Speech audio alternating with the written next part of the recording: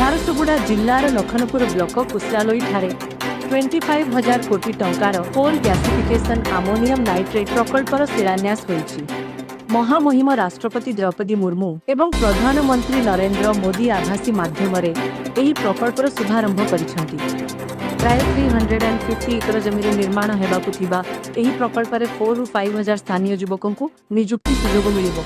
यह भारतर प्रथम वाणिज्यिक कोइलारू आमोनियम नाइट्रेट उत्पादन प्रकल्प हेबो बोली सूचना मिली। हमारा ओडिशा इन दिनों उत्सवों के आनंद में डूबा हुआ। यहाँ का गणपर्व रजत पिछले हफ्ते ही उत्साह का माहौल है। और इस सबसे उड़ीसा की बीजेपी सरकार ने अपने 2 साल भी